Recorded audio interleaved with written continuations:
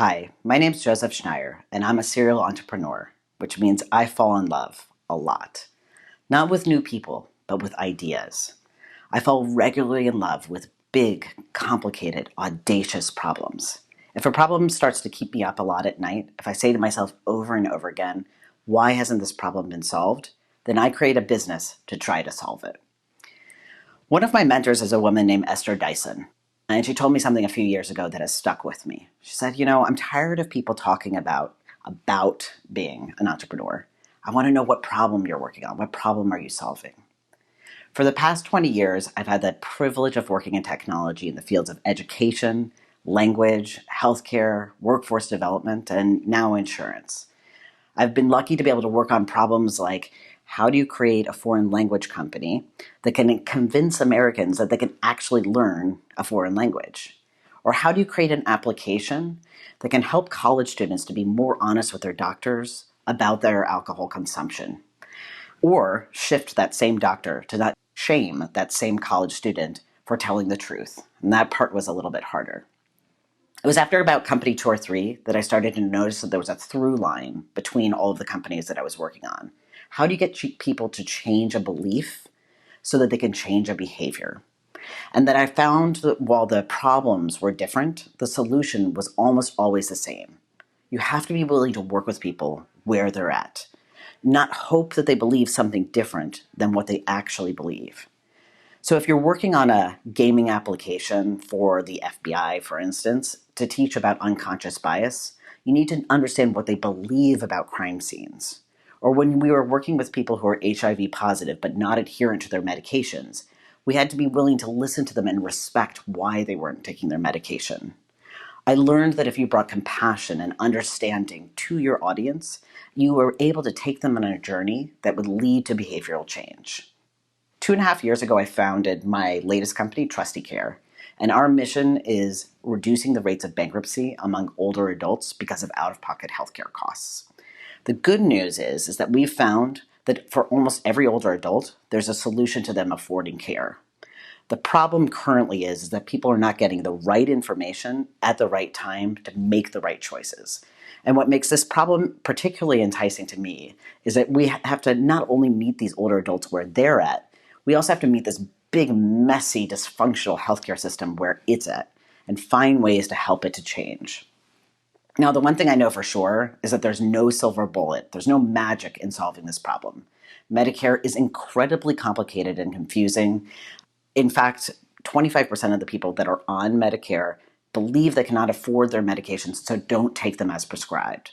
One of Trusty Care's learnings in healthcare is that the challenge that consumers face is that they don't have the right access to data at the right time to be able to make informed decisions. For instance, whether or not you're on Medicare or you're getting insurance through like an employer, there's no single source that can tell you accurately at any given time which doctor is in network for you. And for a consumer, this lack of access to data is one of the biggest things leading to out-of-pocket healthcare expenses. It also results in surprise billing. Like, for instance, last week I got a bill from my insurance company saying that the doctor that my son saw 5 years ago was actually not covered, and so now I've got to pay the insurance company back.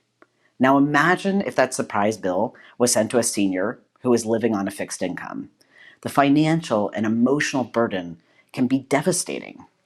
Now, if we want to reform the system, my perspective is we need to not just say, this is wrong. We need to create incentives within the system for proper reporting of data to exist throughout the system in a standardized way. At Trusty Care, we're creating the infrastructure to support a system that gets people the right information when they need it, not 5 years later. We understand the best way to solve the problem for our end users, the older adults, is to empower the people around them. People like insurance brokers, financial advisors, and other professionals, and provide them with a platform that automates finding the right solution so older adults can make informed decisions about their healthcare costs. We also realized that by empowering those professionals with our platform, we had a solid business model. And that's an entrepreneur's dream. Identify a real problem, build a sustainable solution, and deliver it to a growing market.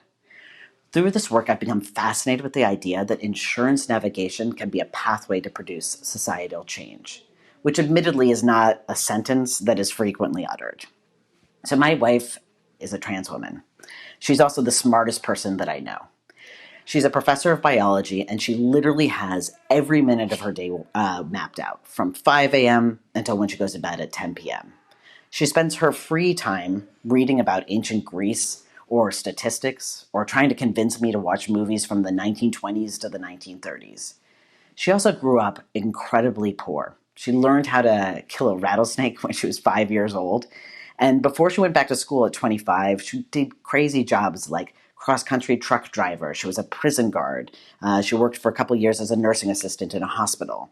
She can take your engine apart while she outplays you in chess. 2 years ago, she started on the pathway to get gender-affirming surgery. It took her 4 appeals, a lawyer, a doctor, tons of therapists, binders and binders of paperwork that she filled out and refilled out with dozens of people at the insurance company. And the process nearly broke her. She almost gave up multiple times. If she wasn't that rare kind of person who's both scrappy and intelligent and frankly a little bit desperate, I'm not sure that she would have been successful. I look at her with such admiration. But I also know that if someone like her can barely get the care that they need, what chance do the rest of us have? The burden of navigating a system as it exists today should not rest on individuals. It's cruel. It's also a colossal waste of time, ambition, and energy that could be spent on better things that make life worth living. Things like family, community, love, doing good in this world. As I said, I believe that creating a better insurance system is a pathway to societal change. And for me, this is really personal. 4 years ago, my younger brother got into a car accident, ran into a brick wall at 50 miles per hour. I got that horrifying call in the middle of the night and rushed to the hospital. And I'm sitting there in the ICU when I realized he didn't have any health insurance.